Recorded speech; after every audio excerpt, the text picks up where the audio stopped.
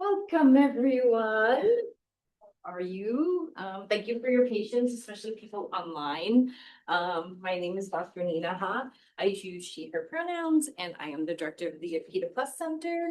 And I'm really excited to have Dr. Christine Jan Espinoza um, come and talk about who counts, past, present, and future of race data in higher education. Dr. Espinoza is an assistant professor in the Graduate School of Education at California Lutheran University. Her research revolves around racial and institutional classifications in higher education, focusing on minority serving institutions and race data.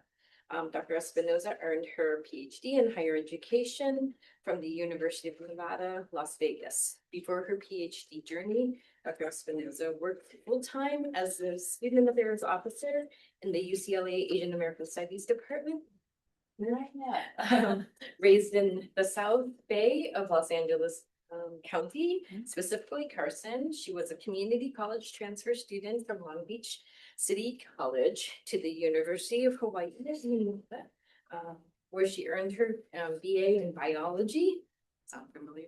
I know. BA in anthropology and MED in educational administration. When she is not nerding out about higher ed, you can find her hunting for good coffee, discovering local hikes, or perfecting the art of the afternoon nap. Yes. Without further ado, thank you for having.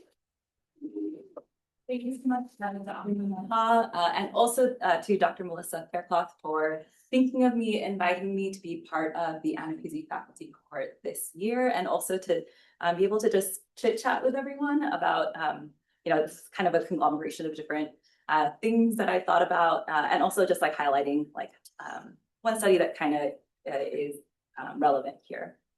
So I just want to say, yeah, it has been really nice to get to spend, this day was very long. So for those of you who have come back, thank you so much.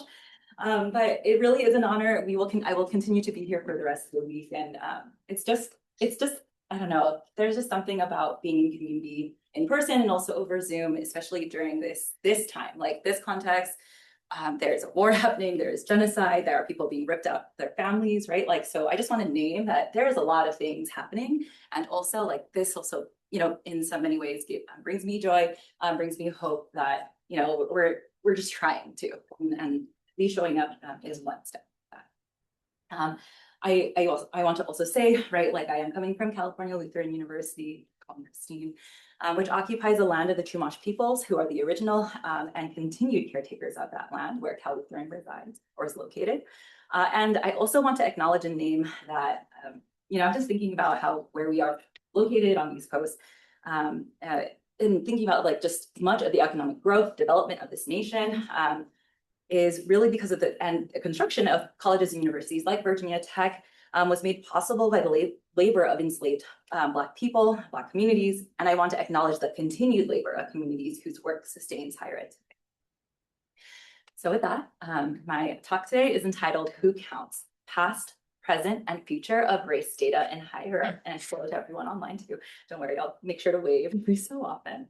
Honestly, this class can be this topic, any of these parts could be a class by itself.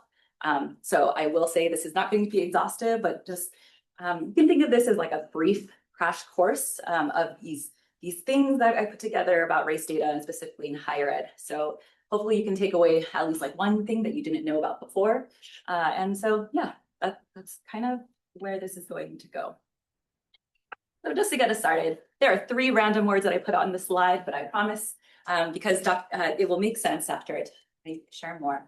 I know Dr. Nina Ha introduced me with my more formal bio, so I stuck up 3 words that kind of maybe help situate why I'm even interested in all of it. Legos. Legos were one of my favorite toys when I was growing up.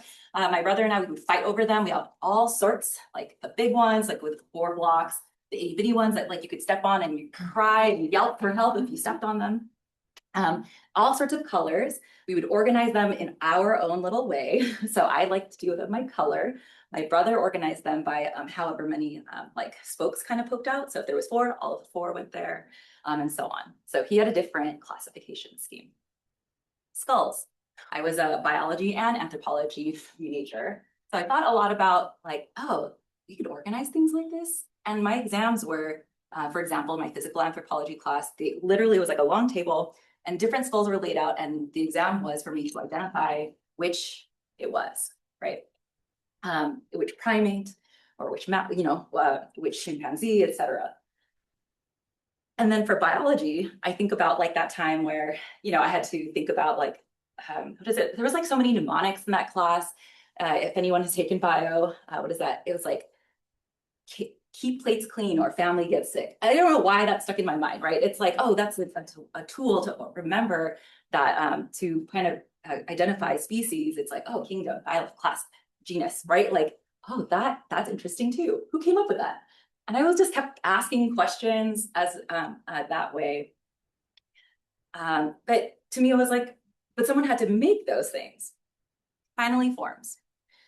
I never, I don't know about you, but the first time that I had to self-identify on a form, I mostly remember it when I was already like in high school and being faced with like different scholarship forms and then college applications.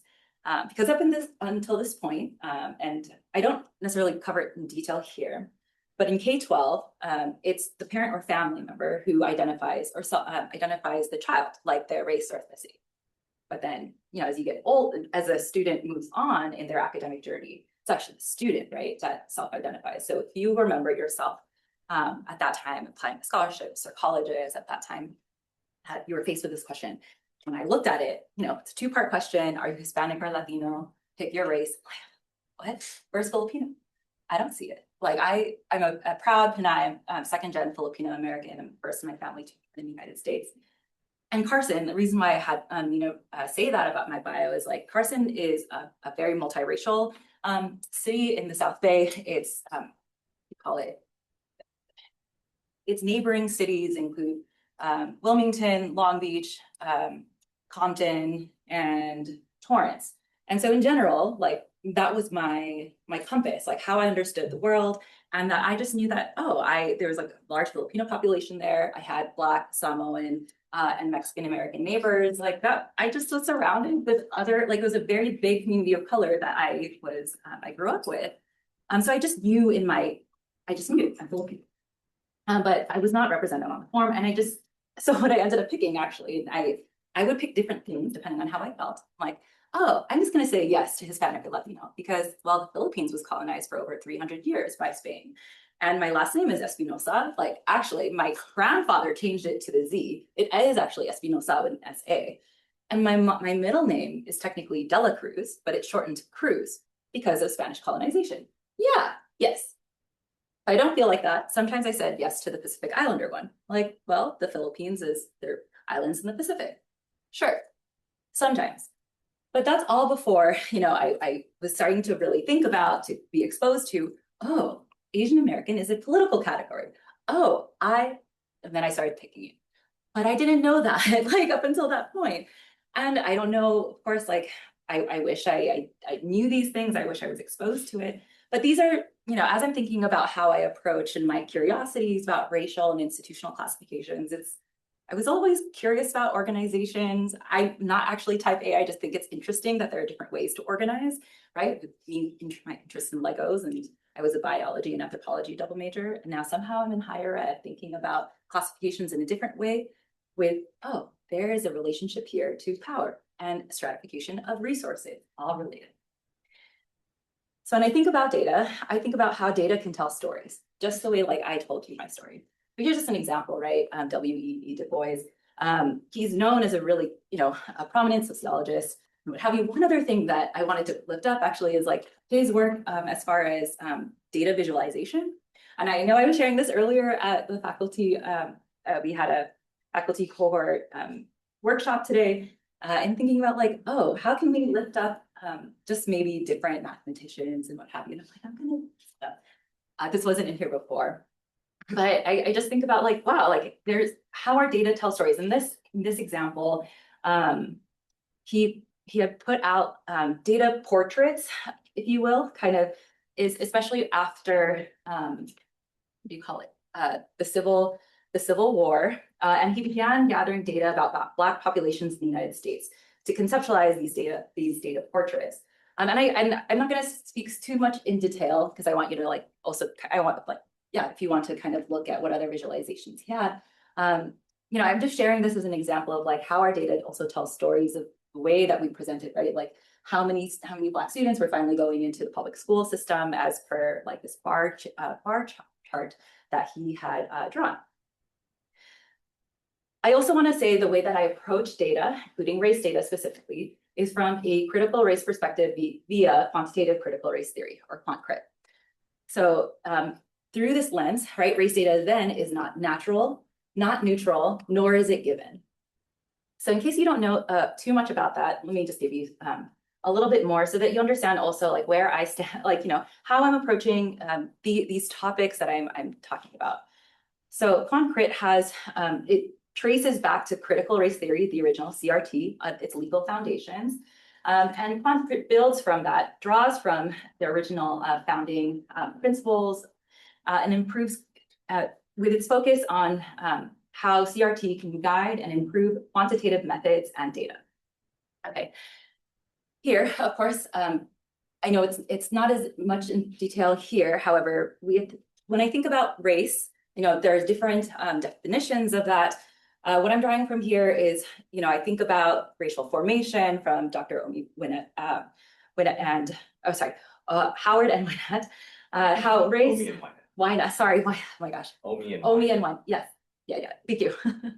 Oh, okay, there's so many things on my, that race is a social construction, a foundational ordering and organizing principle, and a master category in the United States. And so CRT, while it has been typically used in qualitative methodologies, here quant-crit was trying to extend that to its use in quantitative methods of data. Thank you. So you can think of it also as challenging the master narratives of numbers. So statistics are widely viewed as authoritative, factual source of information. And so when I think of when race data is used, or even just data generally, quantitative data, it's like, do we ever question the categories? Do you ever question the numbers? So that's kind of like where this is getting at. That it's like a master narrative of like, how come it's not always getting questioned? I also want to be mindful here as I continue to talk that race is more than just a variable. I would actually, the way that I see it, and as other critical race legal scholars have actually also said this, is when you see race, it's like actually we're reading racism. If race is not the race is the construction. Yes, there are material consequences, but really it's like it's like an imperfect, what you call it, descriptor, like a conduit of trying to capture racism. So I just want to name that there. Okay. So in brief, what am I trying to cover in the time that I have with y'all? So brief history of race data as the slides will, as I move forward in them. And I will also give you like a little bit of like some highlights of higher education data systems. In case you want to know more about that, I know there are some folks who are in the higher ed program who are also joining online. So I want to definitely give you all some things about that. I will present some present conundrums, some selected examples, and then considerations for the future. Okay, part one, history. So I would be remiss to not name that race data in the United States. You know, it has roots in eugenics, enslavement, dehumanization, forced incarceration. Ultimately, you know, as Haney Lopez has written, race is ultimately a product of violence. If we really go back to that, you think of like what is like a data system or data set that you are typically familiar with here in the United States? Just think of like what is something that typically collects race data? Census, right? So the first census. In 1790, here's a snapshot of just those categories at that time, right? There was 5 free white men at 16 years old or older, free white men who are under 16 years old, women, all other free persons, enslaved men and women. Virginia at the time had the nearly 1/5, what represented 1/5 of that US population at that time at 747,610 people. And the census looked like this in 1790, 1800, 1810. I won't go through every census thing because a presentation on the census would actually be really interesting too.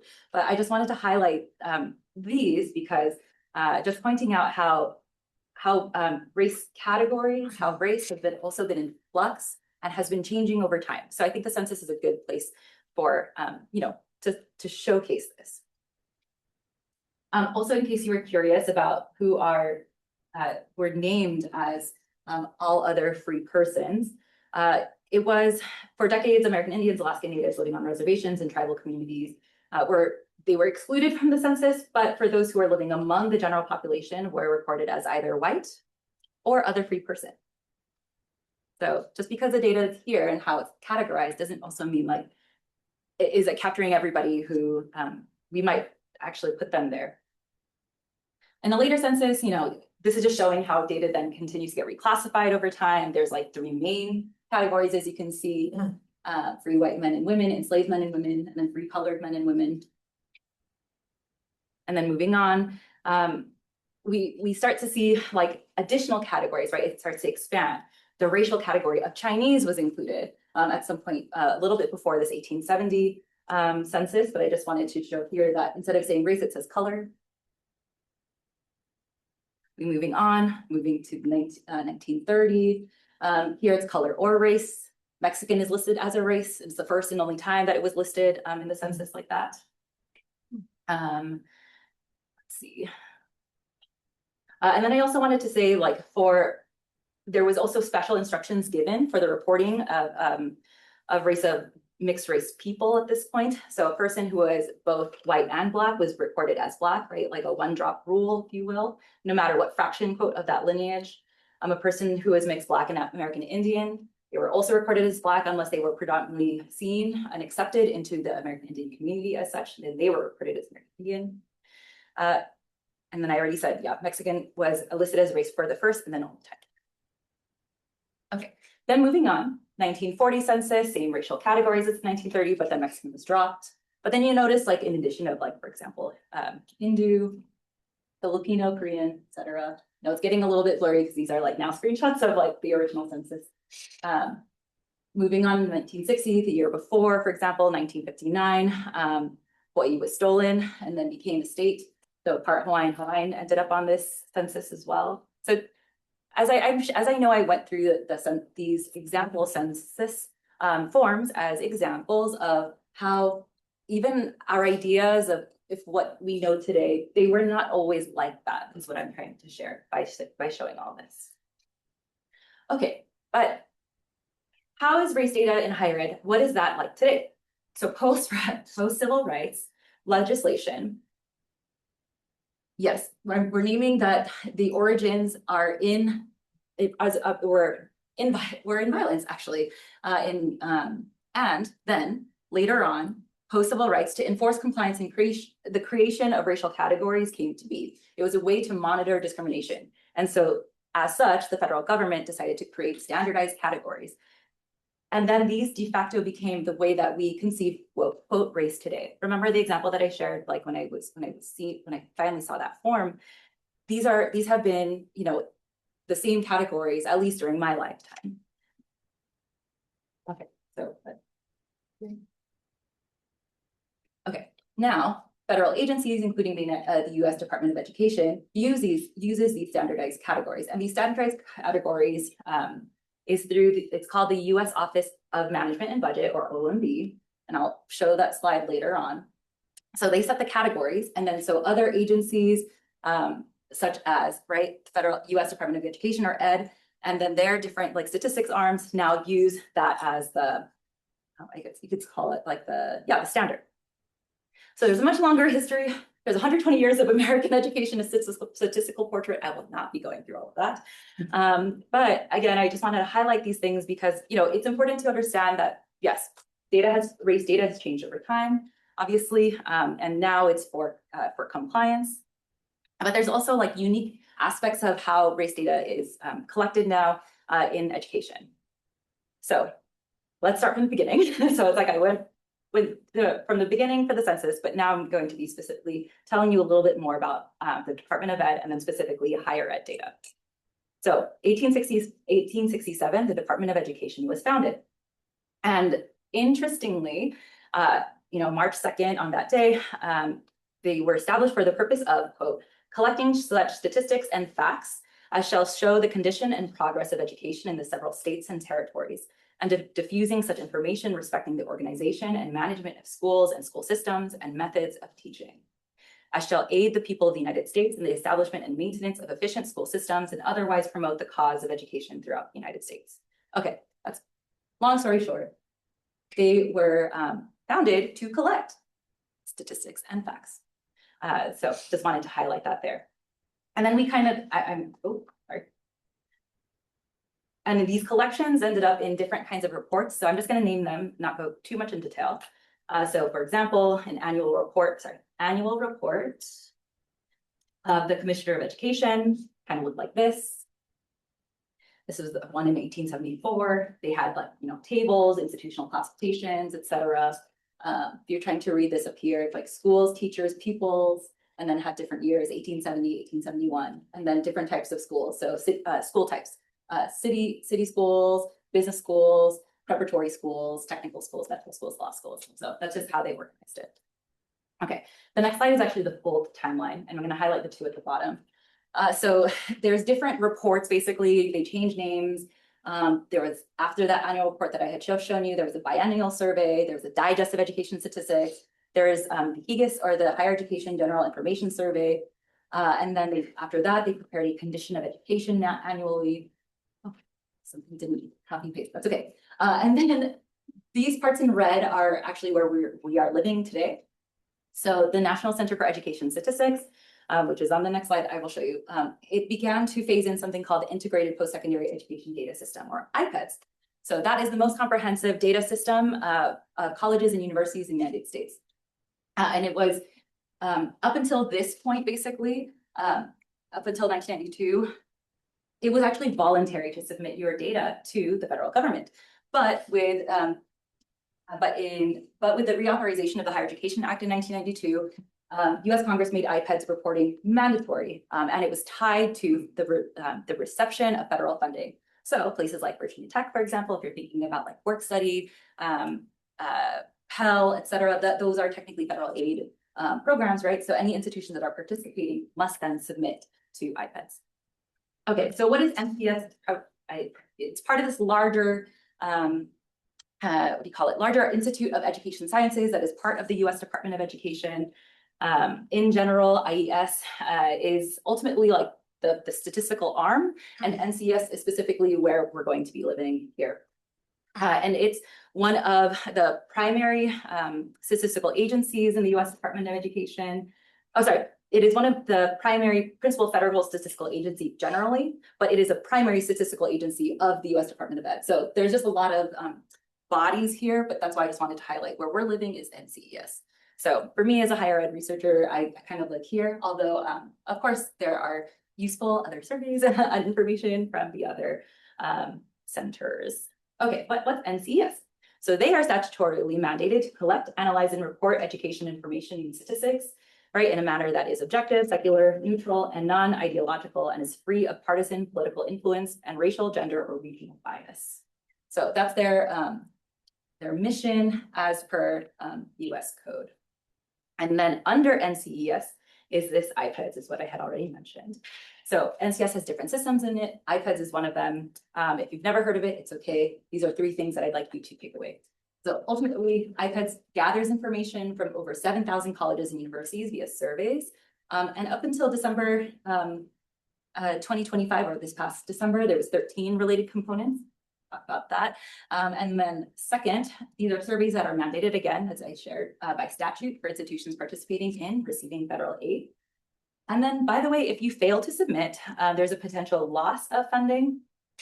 So if an institution of higher ed, for example, fails to provide data or provides incomplete data, the college or university is subject to fines up to $71,545 per violation. So it's a lot, and potential suspension of termination or termination of Title IV eligibility.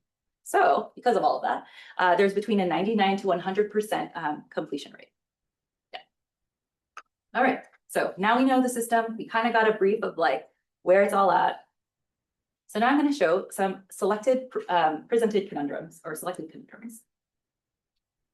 Okay, so conundrum 1. IPEDS.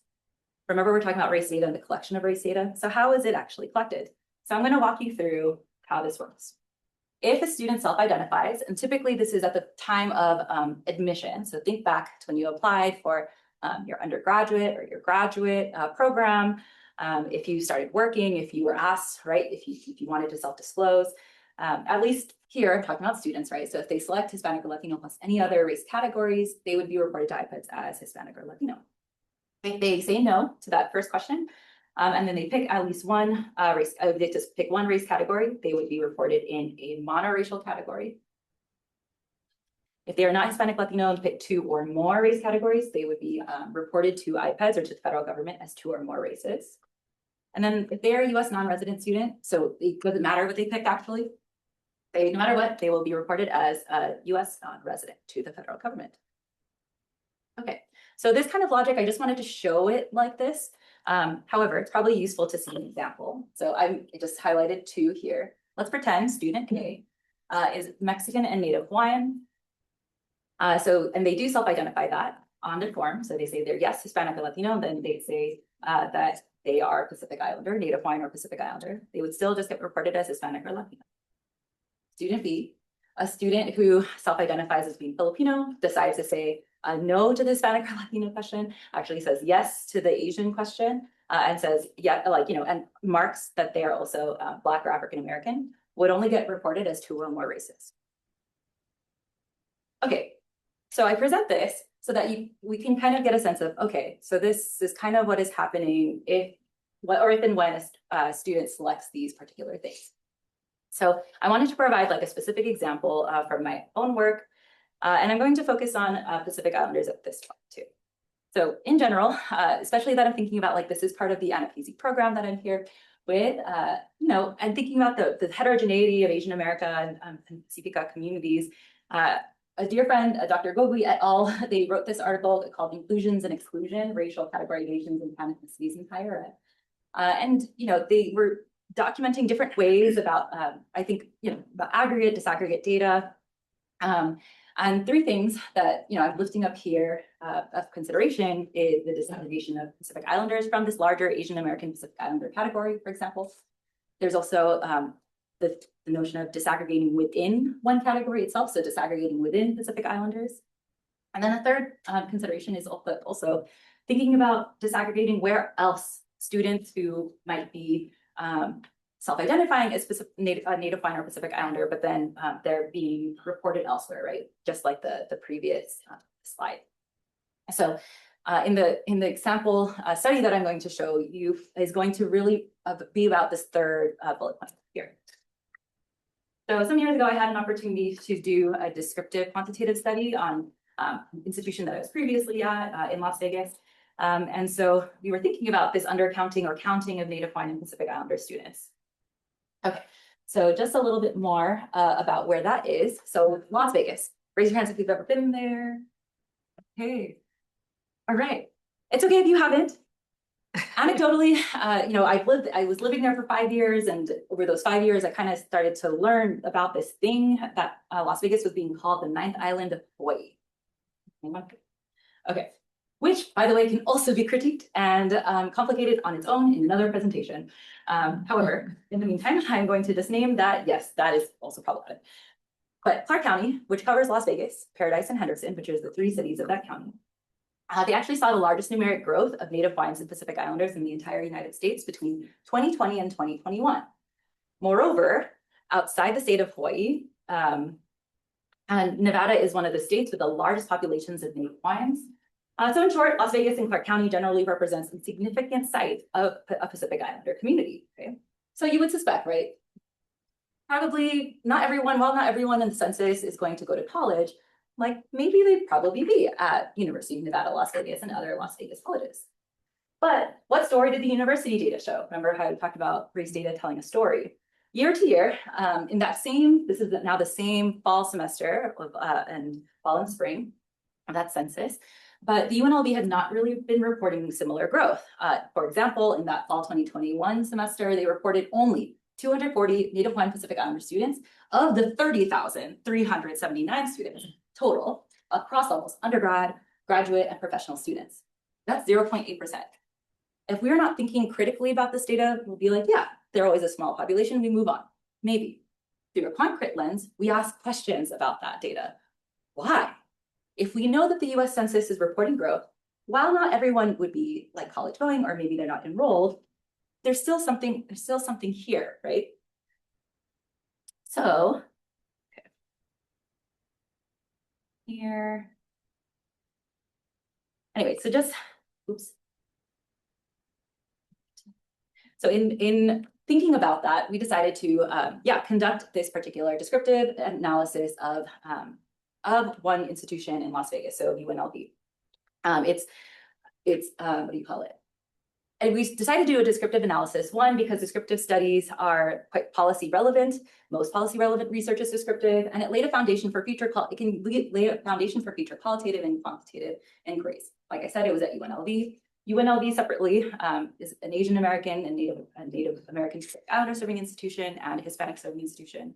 And we pulled from administrative data after getting IRB approval. So this was student level data that we were able to look at, unduplicated. Okay, and these were self-reported responses that the research office provided. We had two questions and we were curious about, do current IPEDS categories, like I said, right, misrepresent or represent Asian American, Native Hawaiian, Pacific Islander, and specifically NHPI undergraduate enrollment, and how? We were interested in this question because of its status as an ANAPISI, so that's why we looked at it bigger. And then the second was about enrollment proportions, whether or not it was similar to or different from other racially and ethnically minoritized undergrads. Okay, so in general, this is the data that we see year to year, right? Like this bottom part is typically what the university shows, right? Like this Native Hawaiian Pacific Islander population is always like it's around these 200, 225, 234, like just about. And this is from this panel data is from 2017 to 2021. But in looking at like where else Native Hawaiian Pacific Islander students were being reported, actually a majority of them were being classified and reported to the federal government as two or more races. So you recall like that logic. So that number then ultimately bumps up, right? There's more of them being classified as such. There's even numerically, there was even slightly more NHPI students who are being classified as Hispanic or Latino than NHPI alone. And then even fewer who are US non-resident. But ultimately, what you need to see here is this is what has been typically, understood, reported, and taken for granted. But at the top is all undergrad students selecting NHPI. So rather than us thinking of them as like NHPI, Native Hawaiian Pacific Islander students at UNLV as a small population, in fact, just looking at fall 2021, there was 224 students, but really there was 1,486 of them. Mm-hmm. So this is versus NHPI alone, which is typically like what institutions would report. So we'll talk about that. Okay, so we also wondered like, okay, well, how does this kind of compare to other racially minoritized, other marginalized populations? So what we found was proportionally NHPI students or Pacifica students who chose more than one IPEDS category are actually more similar to students classified as American Indian or Alaska Native. So, however, slightly differently, as you can see in the numbers here in yellow, more American Indian and Alaska Native students who are classified as Hispanic are actually being classified as Hispanic or Latino versus the two or more races. Okay, that's the gray part. There. So it's like just slightly more. Okay. Then, on the other hand, monoracial student counts of Asian American and Black or African American undergraduate students are proportionally much larger than undergraduate students classified as NHPI and American Indian Alaska Native alone. However, numerically, more students who are Asian American and Black or African American students are classified as Hispanic or Latino or two or more races. But proportionally, like I said, you can tell like the majority of those who are monoracially Black or African American and Asian American are reported as such. These are just like the tops of but however, numerically, like I said, there's still a proportion of them who are still being classified as Hispanic or Latino or two or more races. And then finally, I just wanted to point out, based on the IPEDS logic, right now, current logic, any student who identifies as being Hispanic or Latino and who are US resident students will always be classified and reported to the federal government as Hispanic or Latino. Okay, so that is one conundrum at this time. Okay. Conundrum 2. So if we were paying attention this past year, presently, I also want to name how data can also be weaponized. On August 7th, 2025, there was an executive order that President Trump issued entitled Ensuring Transparency in Higher Education Admissions, in which ultimately IPEDS, the system that I keep talking about, would become a tool to track, quote, consideration of race in higher education admissions, end quote, and to monitor university compliance following the Students for Fair Admissions Practices Incorporated versus President and Fellows of Harvard, or SFFA, from 2020. Later that day, literally, I don't know, it was just a few hours or so, but the US Secretary of Education put out this memorandum that the department will collect data disaggregated by race and sex relating to the applicant pool, admitted cohort, and enrolled cohort at the undergraduate level, and for specific graduate and professional programs. And then in December 18, 2025, the Office of Management and Budget approved this survey that they were promoting. So the present conundrum too is that it feels like it was rushed. If you look at the proposal itself, for example, both admissions and enforce are actually misspelled in the proposal when it's all about admissions enforcement. So I just wanted to highlight there because I thought it was interesting. Showing the facts. And so there is also a limited time. So this ask went out, August 7th, 2025 executive order, the memorandum, and then the following directions. They had actually until today, March 18th, to do it. However, there were states suing that came together and sued as of last week, Wednesday. The states include Commonwealth of Massachusetts, California, Maryland, Colorado, Connecticut, Delaware, Hawaii, Illinois, Nevada, New Jersey, New York, Oregon, Rhode Island, Vermont, the Commonwealth of Virginia, Washington, and Wisconsin. So they're trying to extend the deadline because this is an unprecedented ask to add this particular survey to IPEDS. And remember how there's 13, right, as of December 2025. Now they're adding this brand new one.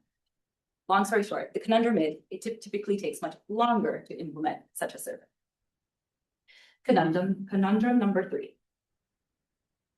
So in 2024, in March 2024, the US Office of Management and Budget, this is OMB, like I said, they updated this something called Statistical Policy Directive 15, which is the standards for maintaining, collecting, and presenting federal data on race and ethnicity. So if you recall, remember in like that brief history that, the slides that I had showed, it's now the federal government have created these standardized categories so that, they are protected, that they could be, for compliance post-civil rights legislation. OMB became the Statistical Policy Directive 15, this is the standard ultimately. So since 1977, it has only been updated 3 times. In 1977, that was the first time it was created, got updated in 1997, and then this third update is in 2024. Okay, so what are the updates? In this update, I know it's small, and there's 3 figures here, but ultimately some big picture things that are happening in these changes include collapsing that 2-part question. So you recall that the question that I also was stumbling on when I didn't know about it all was are you Hispanic or Latino? Pick your race category. Instead, it's a combined question of what is your race and or ethnicity, and select all that apply. Depending on which form, if a federal agency will, enforce, if you will, or adopt, it could either have open-ended options or like some examples, or the most simple one in figure 3, just kind of naming it as such, right? So American Indian or Alaska Native, Asian, Black, or African American, Hispanic or Latino. They created a new category as well, Middle Eastern or North African, Native Hawaiian or Pacific Islander, then white. So I guess you could see that there's actually 3 main changes. So 3 main changes being the collapse, there's a creation of a new race data category. Actually, they also removed other Pacific Islander here. So it used to be Native Hawaiian for other Pacific Islander. So like 3 main ones. Now, a working list of some consideration. So I say this a working list because I will say, if you're coming to me for answers, I do not have them. I'm also thinking about them myself. But I just want to name a few things. That racial category is not the same as racial identity. I don't want to conflate these things because how a student may personally identify on a form That could also be an act of resistance. It might be, they're choosing, right, to select how they would like. And that may or may not necessarily be the same as how they actually identify IRL in real life. There's also numerous factors that influence racial or multiracial identification. Several higher ed scholars have written about it. I think about, like, for example, Dr. Carly Ford has, for instance, written about how an individual may personally identify as being biracial, Black and white, but when reporting their race to the federal government, can select just Black, affirming that race disclosure can be viewed as a political act, separate from one's personal identity. I also think about like administrative data broadly. There's a lot of stipulations here. So when I'm talking about administrative data, it's data that is, for example, collected at this college or university level. Virginia Tech also collects administrative data, right? And if you recall, this race data, at least from students, is collected at the point of admission, like the admission form. But it doesn't count it won't necessarily account for, unless there was something happening at the university, if a student decides to change how they self-identify, right? I remember, at least at my previous school, when I was still an undergrad at the University of Hawaii at Manoa, there was an option for us to check other, like, how do you call it, edit ourselves. I don't know if they still have that, but at least it was an option in our Hawaii account, right? I will say administrative data, at least the way that we have it presently, is just the minimum IPEDS categories. So as you can see, it's very different from the census. The census had so many categories, right?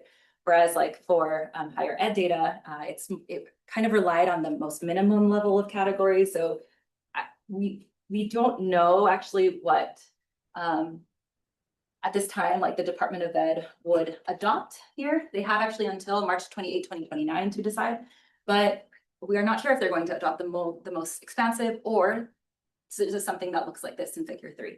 We're not sure.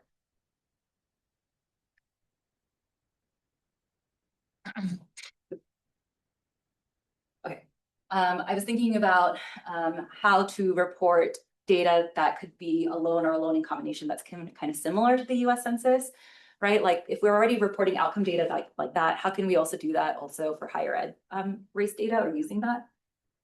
I also think about administrative burdens and institutional burdens. So AIR is the Association for Institutional Research. That is the professional association for all the people who are the data stewards at a college or university, right? So think of like the admissions data, think of the graduation rate, the course taking patterns, et cetera. Typically, there is some institutional research office or educational effectiveness office that kind of handles all of that. Per AIR, they do a national survey of their members every 3 or so years. And per their 2024 national survey, the IR units on average is about 2.5 people. So imagine the burden of having to collect all this and to make sure all that is right, to go up to the federal government on top of potentially, or not potentially, and also trying to abide by this new ACTS survey, right? So if there's an average of 2.5 people, of course, larger four-year public institutions they reported have more, typically people, but smaller privates are having a harder time trying to even comply. So that's kind of the consideration here as we're thinking about like, okay, great, like more data that's going to get collected, but we have to start also thinking about like, well, quality of data too, just based on like human capacity. There's a consideration also of like how to be mindful of like student level data. So at this time, IPEDS is an institutional aggregate of student data. They can't figure out like who you are as a student. However, yeah, there is a concern with this new, this ACTS survey. Again, today was actually the deadline, but they're asking for extensions. Is because of the level of detail that they were asking, that potentially students could be identified. And so there are implications there of whether or not students still want to self-identify, right? So using administrative data as a researcher is certainly removing personally identifiable information and use randomized identification numbers in using at least student level ones. And then I also thought about, when I've shared this particular study before with other folks, and I realized like not everyone has known about this like classification guideline behind the scenes that happens. So while a student might indicate that they identify as one thing, not all of them actually see what's happening, like the reclassification behind the scenes. So a wondering I have is like, yeah, like how is that something that is important to us to share with students? Like, this is what happens in this like race reclassification, and would that inform how they identify or not? And then I also want to say that even what I'm sharing here, it does not account for other institutional level classification schemes. So there might be other, in addition to abiding by or aligning with the federal guidelines or requirements, that at the institutional level or system level, for example, they might have like they call it like a trumping order, ironically. But basically, if you select one thing, that you would be reclassified into that thing. So what's an example? I keep talking about the University of Hawaii system. University of Hawaii system, at Manoa, the school that I went to, is both an Anapisi and a Native Hawaiian serving institution. To be a Native Hawaiian serving institution, you must meet, in part, besides other institutional level criteria, must be an enrollment, racial enrollment threshold of 10% Native Hawaiian students. Believe that, right? Yeah, thank you. And so to try to meet that, if a student even identifies in part as Native Hawaiian, they will report that student as Native Hawaiian. Yeah, so that's like the trumping order there, if you will. Okay, so in summary, we talked about classifications, we talked about counts and consequences. So again, I'm just repeating that like these racial categories are not natural or neutral. Who decides how individuals are categorized, such as IPED's classification, shapes our understanding of racial diversity in colleges and universities. Granular data tells us a different story. I know I didn't even talk about like disaggregation in a large, from a larger, for example, racial category or pan-ethnic category, like Asian Americans, Native Hawaiian, Pacific Islanders. Like that's even another, that can tell a different story as well. All of this is related to count. So count follows the classification scheme, including the race categories there. And that also requires critical interrogation. And then finally, there are implications, other implications here. So the utility of that data, right? Like I talked about quality data, who is it representing? And there's also consequences for other policy levers. So for example, like to be eligible to be a minority serving institution or an enrollment-based minority serving institution like an Anapisi. What if, like, if you counted, for example, multiracial Asian American and Native Hawaiian Pacific Islander students, could that bump you up to that Anapisi, to be eligible as an Anapisi, which are also tied to materials. Okay. If you're curious about other potential, like other higher ed data sources, there's Chef, the State Higher Education Finance, if you want to do numbers. American Community Survey collects more educational, attainment level type data there. National Student Clearinghouse. You do have to ask for this data, but again, this is not a complete exhaustive list. These were just ones that popped into my mind in case you were curious. Okay, so with that, I just want to say thank you so much for your time and attention. I know that I just got really nerdy right away with all the data talk, but I hope that you can see, you know, that race data is, yeah, not natural, not neutral, or and not given, and that it does also require critical interrogation. So thank you so much for your time.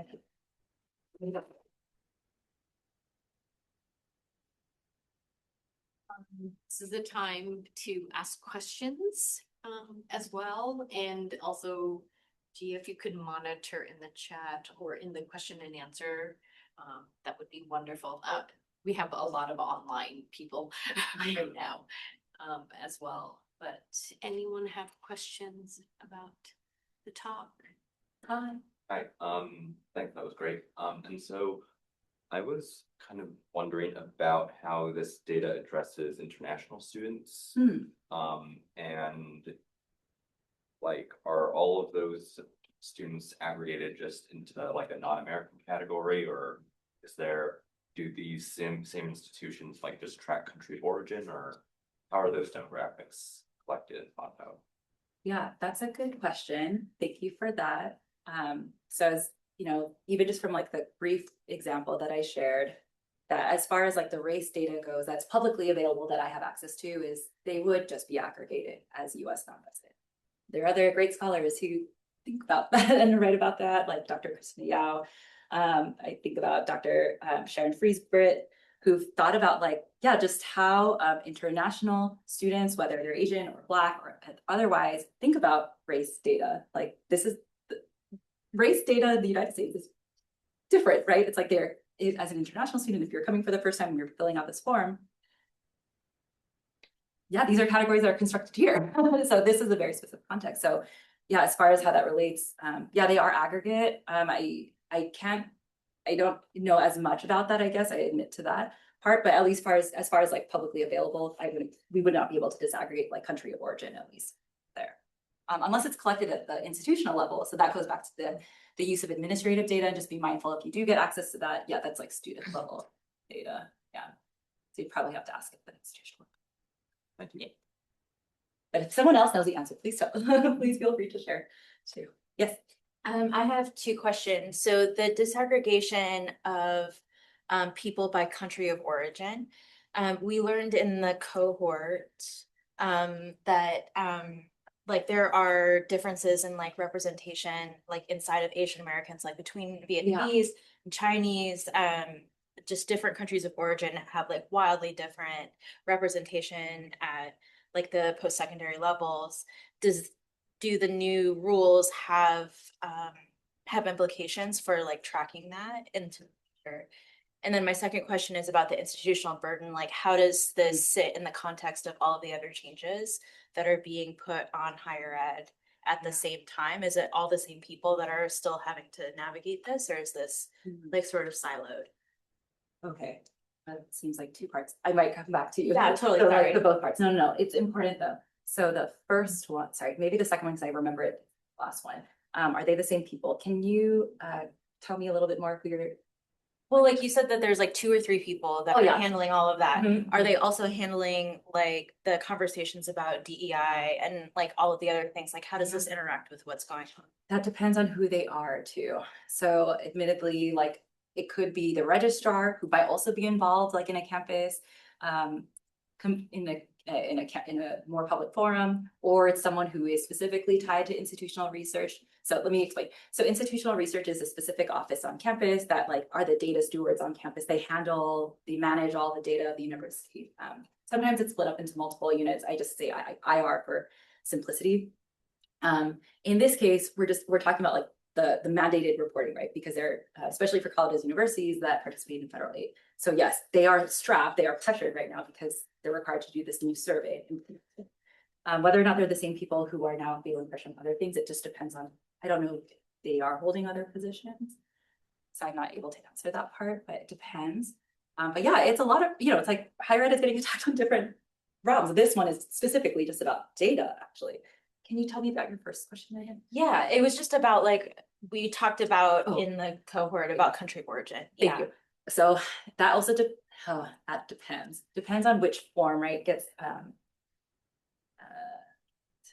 adopted, right? So if we look back at this, sure, if we go to Form 1, we don't know yet. Like there has not been an announcement from at least Department of Ed which of these are going to be adopted. And depending on that will have implications for the way data will be collected and how it can be used on campuses based on if they're just doing figure 3, which doesn't have any specific, right? Figure saying country of origin, there's nothing here, then no. Yeah. The answer would be no. Okay, thank you. Yeah, it depends. There are a few questions online. So, Online. Number one, the easier one to Oh, tackle is could you please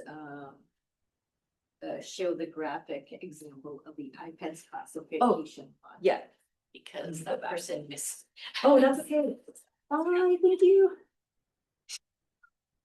That's the easier one, I Yeah. think. Just have to go back to which slide. The IPEDS This one. Classification logic. And I actually probably should just show them. Yeah. Is that the one? How you're looking for? I don't see that question, but Oh, no, Isn't this- it's in the chat. oh, in the chat side. Oops, on the other hand, on the other one, the Q&A. Okay. There's a two question, there are 2 questions. Are there plans to refine how demographic data is collected? Okay, so that's related to. Well, at least when I'm talking about federal race data that is required, right? So that's the that OMB SPD 15. We don't know yet. So those are the 3 options that I shared earlier. How might these changes improve accuracy and completeness of responses? I think that's very similar to what was shared here in person. there is an opportunity for other colleges and universities to collect more nuanced data. I will say there are other university systems that are already doing this. Like I think about the University of California system. There was like a student advocacy effort that really advocated for racial data disaggregation. They were called, oh my gosh, is it Count Me In? Count Me In. Looking to Dr. Mike Win over here, just to like, I'm trying to remember and honor that, honor the student advocacy efforts, because it was the students who wanted to be counted.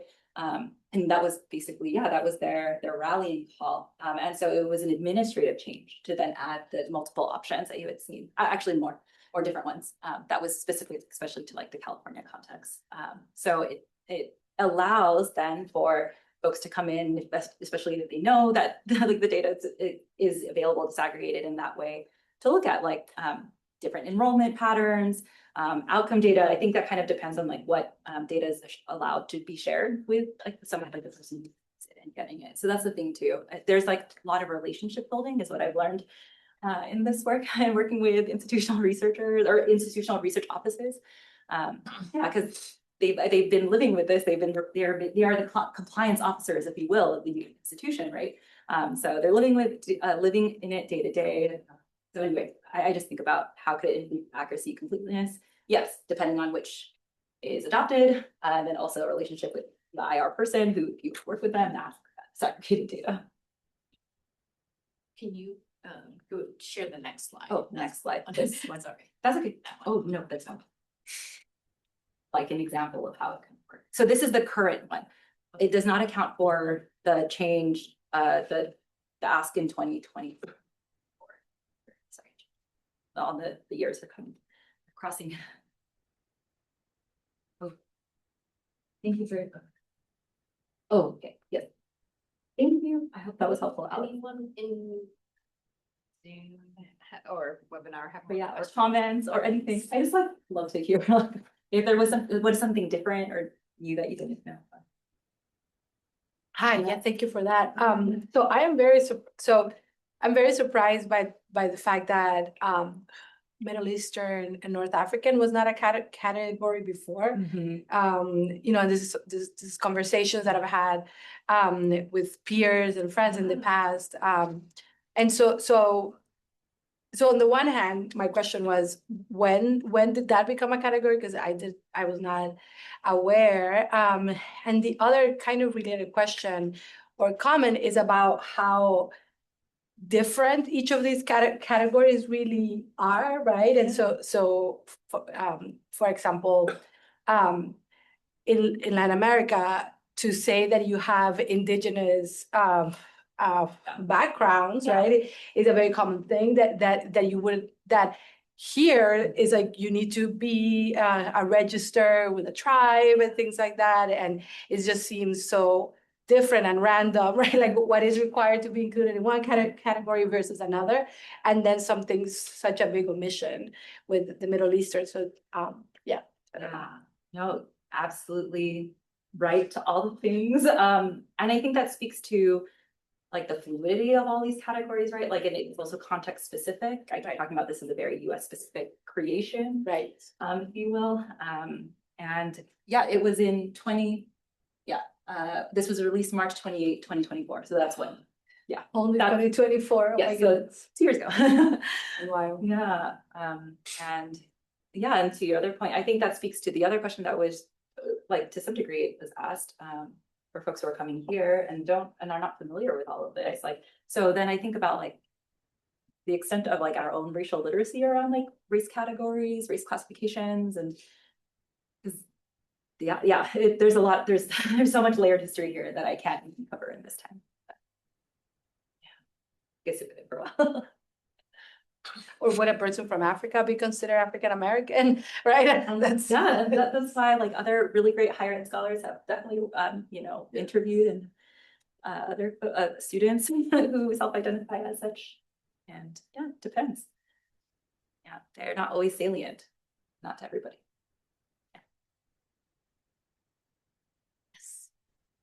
So I'm always mystified, there's a positive thing for disaggregation, Yeah. getting the granularity. But when it happens with this current administration, one always worries about secondary motives or even primary motives. And whether one could use this as a weapon to whittle away at minorities to make it even more minoritized. And to be able to exclude certain subcategories in order to say, okay, now we can ignore this overall classification. Do you have any gut feeling about what is motivating some of this? I apologize if you addressed this, because I came in a little bit late. One of them that I hit here, I'll even go back to the, like, I called it conundrum number 2. It's well, sorry. One of the things that I was talking about was this proposal. It's now an approved proposal to create a new survey as part of IPEDS, but that was related specifically to admissions following SFFA, the Students for Fair Admissions lawsuit. And so there was an executive order on August 7th, and then a memorandum that basically they bulldoze this through. I'm going to call it bulldozing because really, if we think about the history of also of IPEDS, which I mean, that's also a longer conversation, but it actually takes time to implement a new survey. There's like quality checks, like, okay, is this question actually getting at the thing that we need? And then also the level of, you're speaking to like, how else this could be used. And there's a worry about student level of being able to identify a student, especially if they're talking about race and sex. And I'm not even talking about sex data. Like that is, you could potentially find who that person is. Now, what is an implication? So like another area of curiosities of mine are other racial classifications or categories, it's including race, ethnicity unknown, or students who choose to opt out. And so there was like a recent, what is it called? Someone had started to look at it, or it was like, sorry, I don't have it here, but there is like a slight increase of race, ethnicity unknown, but I don't know what that's attached to. Is that like, is that because of SFFA? But that's something else I think that I'm also thinking about. So potentially one, I worry about the use of student, like potentially identifying a student. It depends on like, of course, the level of granularity that is made available, or are there protections within? And then also, what happens if students are afraid? So of disclosing. So I'm not sure. Anyway, but that's like my current future research areas, curiosities. Yeah. But I will say, right, like it's also based off of what has also happened with for example, I think about the US Census in the 1940s, like, and the US Census became weaponized, right? Like they gave away the addresses of Japanese Americans, like that, and then immediately after, it was the US Census is not allowed to give that, so, or to have that data be given away in that and be weaponized, and the census being weaponized in that way. So history tells us that, or we are reminded about that. It's like tied to Asian America, right? The history of Asian America. Any other questions, comments? So I have a question, right? So we're in a post FFA world. Yes, we are. And the collection of data has always been important. Assessment or whatever, what have you. Yeah. What are your thoughts of, I also agree, like how many students are going to opt out of providing that data? How accurate is the new data that's coming out, right? If people are opting out, how accurate is it? And also, sometimes I don't want to, people might think it's advantageous. Like if we have biracial students, they may used to only choose one category before, thinking that it might provide them with a leg up. So what are other factors do you think that are do you think might come into play in a post FFA world until there's some kind of appeal or another kind of judgment come through the Supreme Court to utilize this data? I feel like it's being weaponized in a way. So I'd love to hear your thoughts on, because I felt like with SFFA, Asian Americans were used to justify it. And so how do we move past that? Yeah. I mean, I don't know if I don't know if I have the answer to that. I'm also thinking about what could we do now with like the students that I have in my class, the students that I mentor. And like, okay, if I, oh. I don't know. I don't know. Like a lot of people. All that. I guess like if it's not collected at the federal level, what are opportunities at the state level, institutional level? Because I mean, if, okay, it's like a double, I'm thinking about it in a few ways in my student affairs hat. Like I used to, for example, send mail outs or email reminders of like, oh, we're having this event in Asian American studies, right? Like, and I would ask for the mail out to go to students who self-identified as Asian American, a Native Hawaiian, or Pacific Islander, right?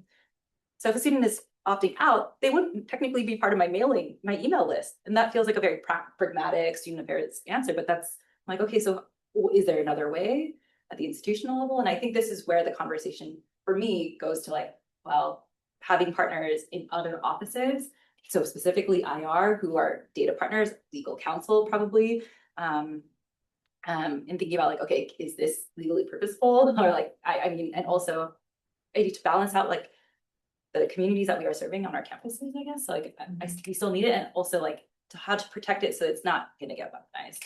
Yeah, so it's like, okay, if it's too small of a N, right? N equals students, Yeah.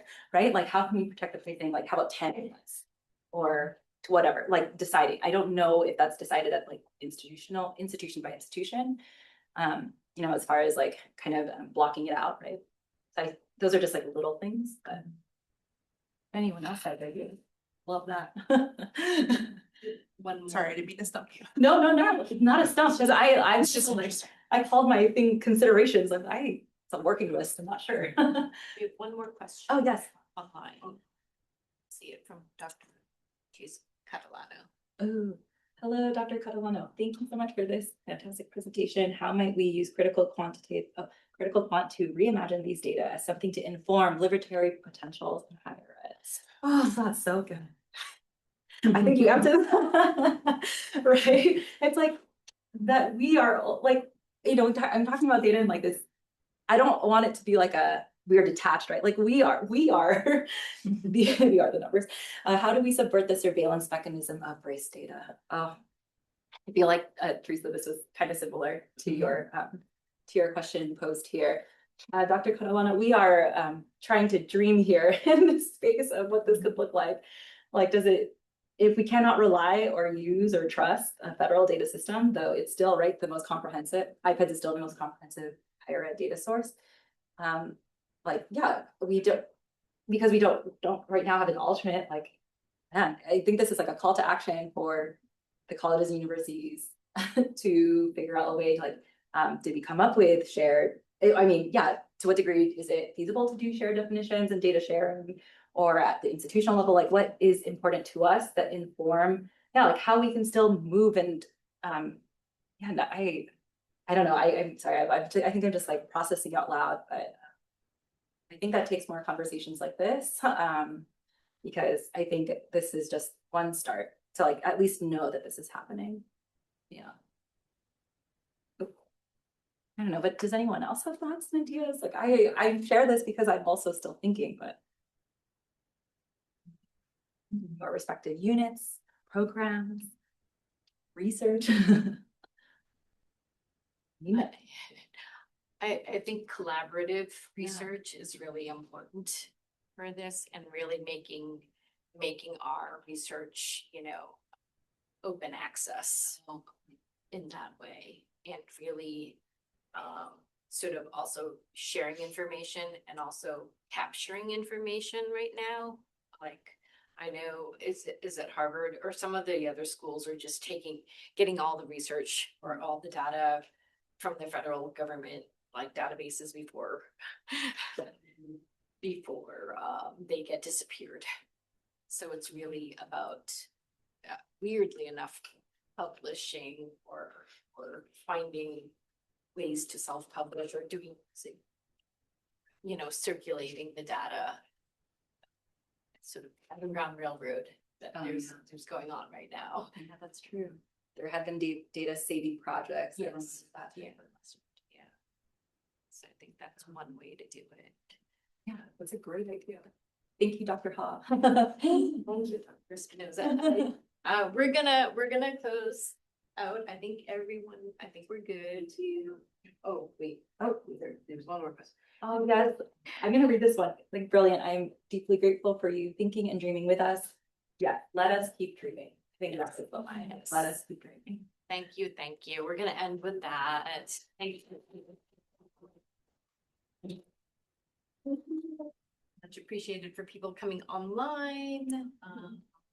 And this is the time to go eat. There's Yes, so please, much please. food. Oh, my parents went. Oh, my mom is in the room. Oh, my God. A screenshot. How do I do this? I don't know how to do this.